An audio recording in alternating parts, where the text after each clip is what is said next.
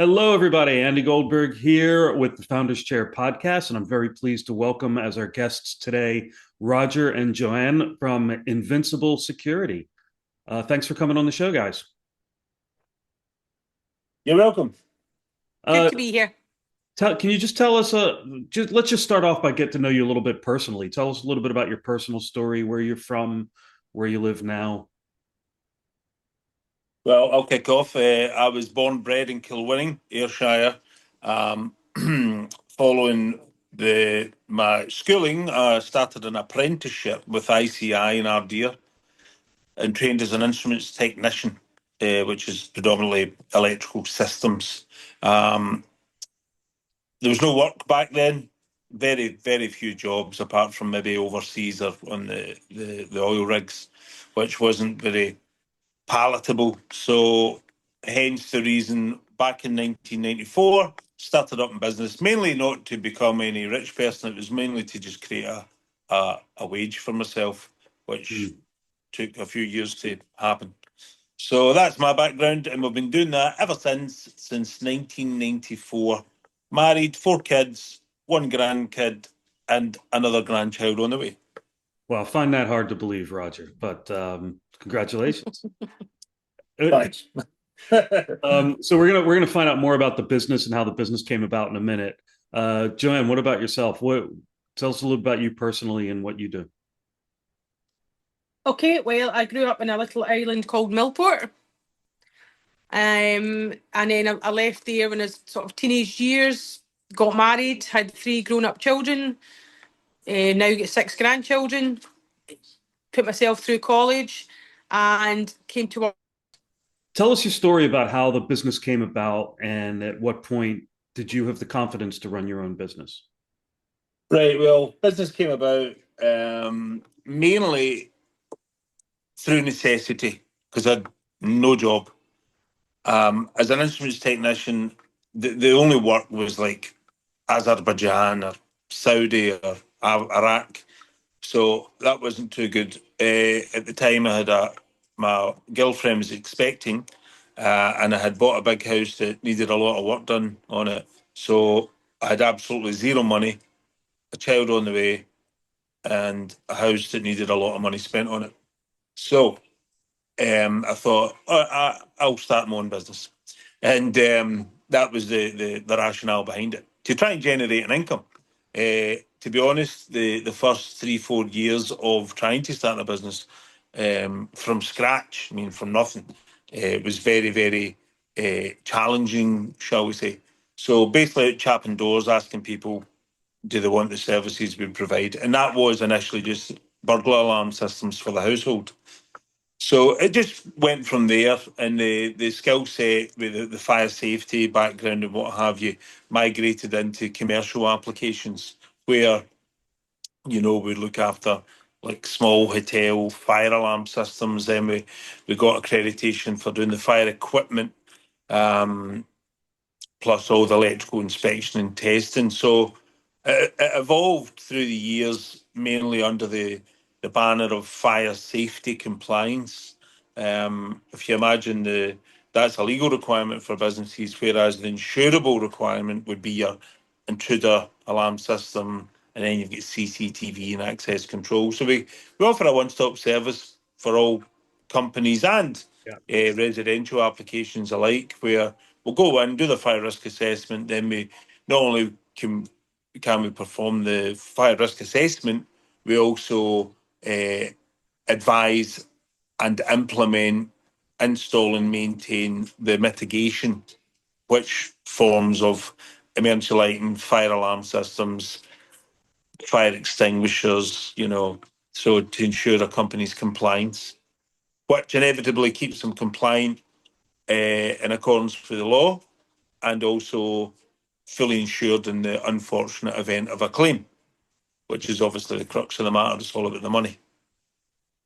And who do you service? What geographical locations, and is it all types of businesses or Yeah, yeah. The fire law applies to every business. So we're based in the west coast here in Ayrshire and Ardrossan. So we're looking at the Isle of Arran. So a nice view. We can see the sea just there. and we're all the way through the Central Belt to the east. One of our largest contracts at the moment is the East Lothian Council. So we've got like 5 or 6 engineers working full time through there on that particular contract. So we're right through the Central Belt. Don't often go north to Aberdeen, but we will if we have to.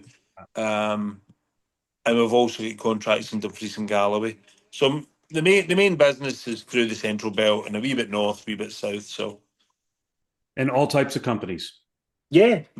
From airports, nuclear power stations, NHS, the military, Faslane, councils, housing associations, private businesses, blue chip companies, you name it, chemical companies, railway companies. We deal with everyone. All, Okay. all mainly on the fire safety and security systems and equipment.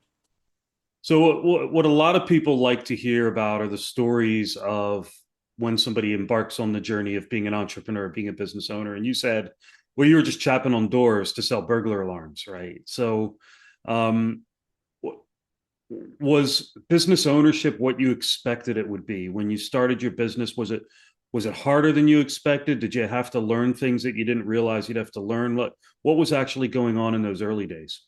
I suppose from a organic point of view, when I was in primary 7 at school, my older brother was starting his YTS, and he had a paper round, and he had 7 doors every morning. Delivered 7 doors in the morning, and I used to do that run for him. He would collect the money at the weekend on a Friday. So every week he would give me 50 pence per week for doing the run, and then he would collect the money. So I never knew what the money was. So I just knew I got 50 pence per week for getting out of bed and doing his run, hail, rain, or shine. And once he started his YTS and I took over the run officially, I knew all his customers anyway, and there only was 7 of them. But anyway, when I took it over, the first week I got to collect the money on a Friday night. So I collected the money and I added all the money up and I worked out how much I owed the shop for the papers and then what I was left with. And I was left with £3. And I couldn't believe it that he was taking £2.50 a week, Yep. and keeping it. And I was getting a measly sheriff's badge, as we would call it, a 50 pence. So on that basis, first primary 7, first year at school, when I was doing my paper run on my BMX, I'd go out there every morning religiously delivering these papers. But then I realised when I'm going down a street, I might only be doing 2 or 3 doors in that street. And I thought, well, why don't I just make up a wee bit of paper and I'll ask potential customers if they would like their paper delivered. So I did this, printed this thing off, I drew it and then got it photocopied. And I put it through all the doors on the streets that I went to. And to cut a long story short, I streamlined my run so that all the streets I went into, I would be doing most of the doors. That ended up, I had 110 doors on my morning paper run. So in 3rd and 4th year at school, I was I streamlined it. I could do it in about an hour and 5 minutes. That my bag couldn't be any fuller. It was as big, the paper bag that paper boys have. I couldn't get any other papers in that. So I was maxed out, but every week I would be making to myself about 64, £65 a week back in the early 80s. So the transition from that, starting in ICI as an apprentice and getting an apprentice wage, I was less than half every week my wage to learn my apprenticeship, which took a bit of adjusting to. However, at the end of that, I must have hated it because you clocked in at a particular time and you clocked out at a particular time, and it didn't matter what you did during the day when you worked in that particular factory environment. You could go to sleep, which most tradesmen in there did, to be fair. Hence, it's no longer Mm. there, probably. So I used to hate that, that my whole time was just wasted and doing nothing. And yet they were all focused on what time you clocked in the gate and clocked out the gate at. So I was quite keen, to be fair, when I finished my apprenticeship, to be back just owning my own time And that was a big thing for me, is owning your time in the day. I mean, I often think about it as where between an employed and a self-employed person, an employed person looks at their watch as if it doesn't work, as if it's stopped. Whereas see somebody that works for themselves, they want the clock, their watch to rewind. You know, they want more hours in the day. And it's just a different mindset, you know. And it's one of which I've grew up with. And the main thing is owning your time and doing your thing. So what You're would you making things happen. I'd like to hear more about that. What would you say has been your biggest learning as a business owner? What's the thing you really needed to get your head around in order to To be be fair, the biggest thing I've learned about being in business comes from when I used to be a paperboy, and it's the number one rule that the one number one your customers are your boss. They're always right, and you need to be able to get on with them. So in business, the old saying, "People buy people." I mean, at the end of the day, that's exactly right. You know, you can't let anyone down. You need to be reliable, honest, and just you will get, you know, the odd hiccup and things go south. But as I say, problems happen all the time. It's how you deal with them that counts. the number one sales strategy if you're learning to be a good salesperson is Yeah. be likable. Yeah, definitely. You People need to will be most amicable they like and you. be And able that's all you to. need to know. Yeah, if they don't like you, well, you're out the door right away. And that is that's very true. A lot of salespeople, you know, I've never had a salesperson in my business. It's always just me that goes and meets and greets people. But again, we've got appointments. Whether it's just an old lady that's just had all her rings stolen through some junky thief that's broke in, and it's heartbreaking, and she needs maybe a wee camera and an alarm system, or whether it's a meeting, as I say, a chemical factory where they're looking for some complex fire system that you know suits their insurable and legal requirements. I'm your man.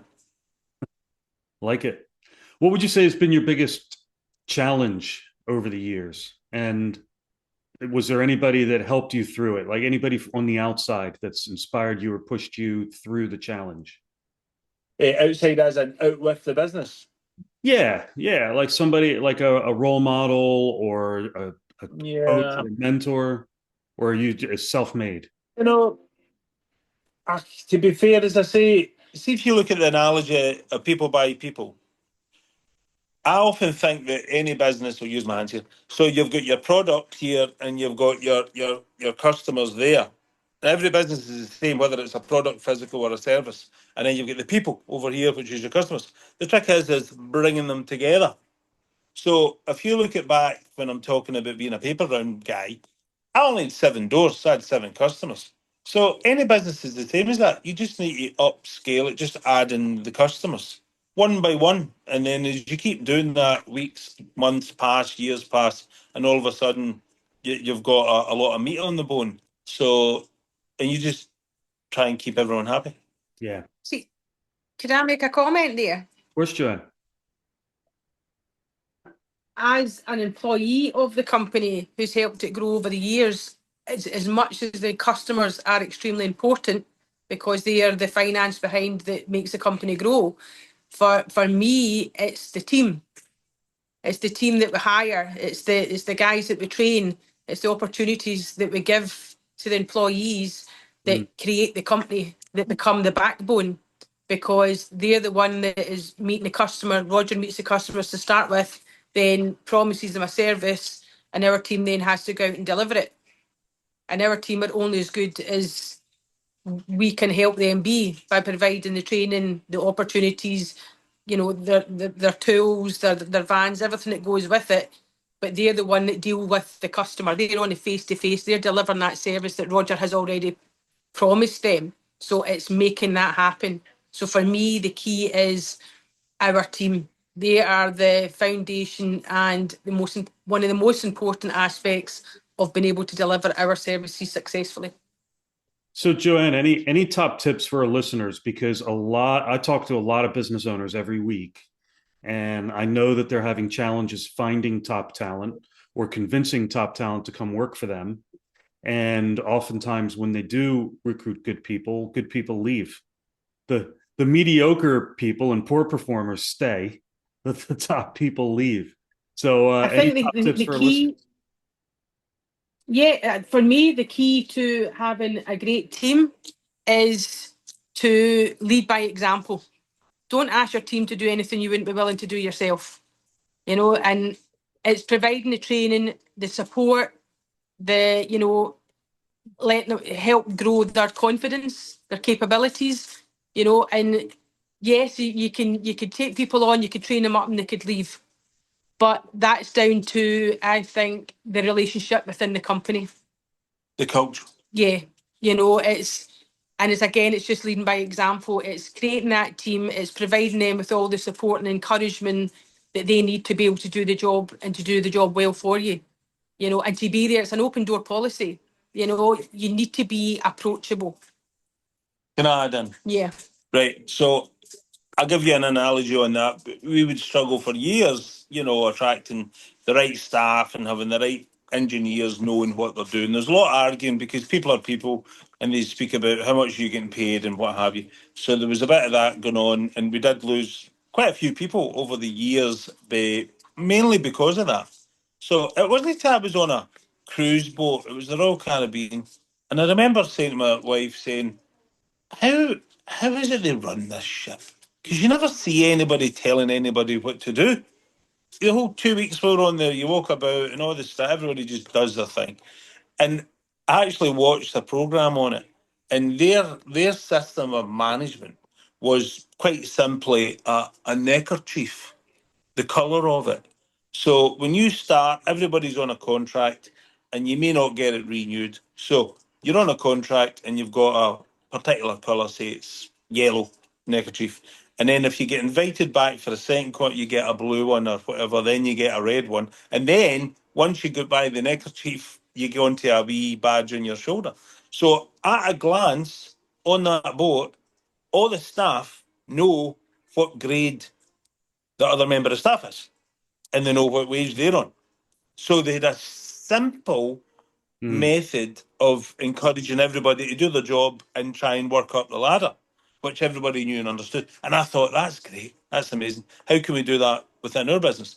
So what we did was we did a wee plan of action and we brought together a new training matrix. So now, whereas, as I explained earlier, going into an apprenticeship and just wasting the hours in the day trying to get your 4 years in to get a certificate. What we do is now we don't do that with anybody for apprentices. We take on apprentices every year because I was once an apprentice, but we move the goals. What we've done is we've created a training matrix for the qualifications and skill set that they need to provide the services we provide, but they're broken down between fire alarm, fire extinguishers, and intruder alarm, da da da da da, and each one of them has got an additional amount of money per hour added to their salary should they become competent and certified to do that scope of work. mm. So it doesn't matter what age anybody is when they come in the door to join us. They could be just a school leaver, or they could be 35 and never really managed to get a career as such. They all start on the living wage for their age. Then they start to add per hour money to their salary as they become qualified. And that time scale is down to them. We provide everything for them to pick up the reins. So you get some people who do it really quickly, some people may take longer, but it doesn't matter. It's a leveler, it's a level playing field for everyone. And they all know how it works. Yeah. And the outcomes of it is at the moment it's about 40,000 basic plus overtime and call outs and what have you. So it's really worked well for us that. Yeah, it like eliminates it creates transparency, so it eliminates the, I don't know, gossip or Yeah, secrecy of what's going that's that, Andy. Because see, when you asked the question from the outset, how do you retain the good people while leaving the rubbish people stay? That's you hit the nail on the head there, because it doesn't matter what business you're in. As we say, if you break it down, you've got people and you've got a product. That's it. Doesn't matter what business it is across the world. And if you don't get the incentivification right and the communication and the message to everyone, if anyone think it's unfair, they'll talk about it, and it creates negativity. Whereas if you just address it and make it more, simple to understand and appreciate, and it needs to be a good deal. It needs to work. People will buy into it. And I think for us, it's hard to find somebody qualified in all the scope of the services that we provide. That's why we've found it difficult to get staff, to get engineers. So, and then the last 6 months, for example, we've taken on a 19-year-old boy who just left college, and we've taken on a 36-year-old man. Now, the 36-year-old man was a salesman. The 19-year-old boy, just out of college, doesn't know much. Now, within 6 months, they have been certified in 4 different system types. They've increased their income, and they're fully incentivized. And I always say to them, I'm talking to them, the quicker you learn, the more you earn. So, but us providing, we pay for all the training, we provide all the support. So Fine. they're out with the senior engineers, so they're learning off them, hands-on work experience. We give them notes of previous training classes, so by the time they actually go and do, Well equipped. they're well equipped. Absolutely. They've already had the hands-on experience, they've already got the notes, and then by the time they get out and do the course, and then they sail through it. So having that incentive for them and the support that they get, they know that their future looks rosy. As long as they're willing to work for it, then It's there. yeah. And I guess they see that you're putting your investment into them. You're showing a trust in them, that you're willing to invest in them. So you'll likely get that reciprocal trust and commitment. Mm-hmm. Absolutely. Yeah. Andy, as I said, sometimes you get let down, but at the end of the day, that goes back to your will, skill issues, and the old saying, you can take a horse to water. You always get that. But on the whole, the majority of people are genuine, nice, hardworking people. Yeah, 100%. What's the next big thing for you in your business? What are the next 1 to 3 years hold for you? And what are you growing? What do you see is going to be the biggest challenge? What have you got moving forward? Right, sky's the limit as far as we can see. Our service is applicable every business. There's no one that doesn't need us. We just need to let them know that this is what we do and what we can do for them. A lot of times you've got the global companies that they tend to, they'll tend to employ them out of trust and comfort because it's a global name. But the actual delivery of the service they find is, sometimes leaves a lot to be desired. Whereas us guys, we are good. We do exactly what it says in the tin.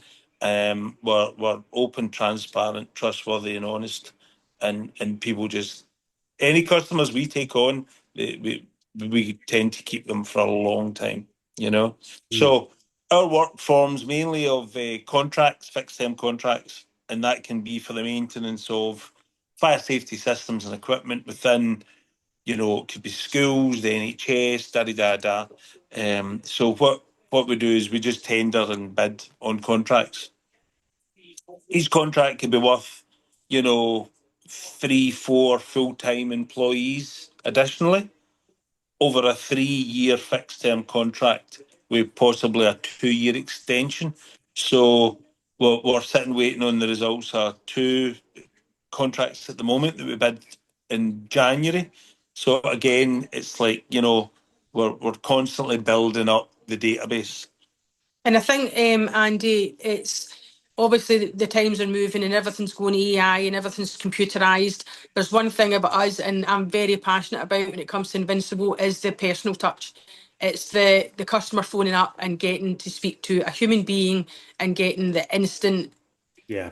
Spawns. the service that they need. No matter what their query is. Sometimes we could have an old person phoning up who just wants to, they've been with us a while and they're lonely and they just want to have a chat. We will sit and we will chat with them for half an hour, and we do whatever we need to do. At the end of the day, the customer's the most important, but they need to be able to know, and it's nice to have a face to a name. It's nice for them to be able to walk in the door or you're picking up the phone. They know who they're talking to. They know when they're going to get their service that they require. as quickly as possible. And I don't think I think a lot of businesses are losing that. They're losing that personal touch with the customers. And especially the older school customers, the old school people, they like to be able to know who they're talking to. Sure. You know? I guess maybe you need to cater to both, because there'll be Yeah. people out there that the last thing they want is to have to engage in a conversation with somebody, and they want to be able to do 2 clicks and get what they need through. Yeah. So it's how You, do you do both? yeah, you find that the big contracts that you have, that's more remote. That's all kind of done remotely. That's all Spreadsheets and your local domestic customers or the local businesses. It's nice to be able to know that they can come and see you and talk to you. yeah, and our obviously our socials were pretty up to date on that, but our systems, as far as the business goes, old school engineers used to go out and we'd have to get paperwork which had been signed by them and the customer back to ensure compliance to, that sort of stuff. But nowadays it's all electronic, so all the engineers just work from home. So any contracts we can bid on, in effect, we could bid on a contract in Liverpool, and service that contract, because the guys work from home and all the work goes through the PDA on their phone. They accept it on there, they do the work and they sign it off on there. So it's pretty streamlined, the way it all works now. So great, guys. Just before we wrap up, then, 2 more questions. One is, do you want to put the contact details out there or the URL out there for everybody? I'll stick a link in the beneath the video, but just in case anybody wants to get in touch with you and find out more about your services. Yeah. What do you want? The telephone number of the office? Phone number, website address, whatever you want. Yeah. Well, it's 01294 474040 is the telephone number of the office, and the website is just invinciblesecurity.co.uk. On that note, Andy, just while we're blowing my trumpet about what we do, we've been shortlisted for this year's Ayrshire Chamber of Commerce Business Excellence Award. So we are one of 3. It's taking place in Turnberry on March the 28th. And we just got a notification of that on Friday. Yeah. Yeah. Congratulations. The stage is actually qualifying. The last hurdle was to be interviewed. Joanne and I we had to present a PowerPoint, slideshow, and to these 4 industry leaders. They're all big shots within their own game. One of them is the CEO of Spirit Aerospace, for example, at Prestwick, employing thousands of people. So they sat, listened to our pitch, and then we had a Q&A went on for about half an hour to explain, just like what we're doing here about how we conduct and promote and grow the business. Ultimately, creating employment for the local area. That's mainly our goal. Create employment, making it happen. And giving back to the community. Exactly. We do a lot of stuff, charity, as well as involved with the schools, and just a lot of engagement. So that we're one of 3 shortlisted. There's a media company coming out just next week to do a whole video of us and our engineers out in the job and what have you. So it's 500 people attending the night. It's quite a high brow event. So we'll look forward to that. Well, I'll keep an eye out and wish you the best. I'm a member of the Ayrshire Chamber, so I usually I follow these things. Yeah. But yeah, congratulations. Yeah. Well, thanks, Andy. Thank you. Final question then. What advice would you have for business owners who are just starting out on their own or who are thinking about starting out on their own? What would be your number one piece of advice for them? Number 1 would be do your research. Make sure the service or product you're going to provide is relevant in today's market. Once you've decided on the product that you're going to provide, then research and identify your target market. Who's going to buy it? Again, product, people, bringing them together. Simple as that. And it doesn't matter what you decide to deal in. You could deal in coffee mugs, wine, or pencils. There's a market out there. They're there. There already is. What margins are in it? What volumes? Who's going to buy it? That it's just a matter of doing your homework, deciding what product you're going to back, and then once you've satisfied yourself that this might have a bit, might have legs, go for it. Just get up early and every day just keep making it happen. I would say just be prepared to work very hard. Yeah, it's harder than any job. Yeah. No, but it's much more rewarding. Go back to what I said earlier. Anybody that works for themselves wants to clock.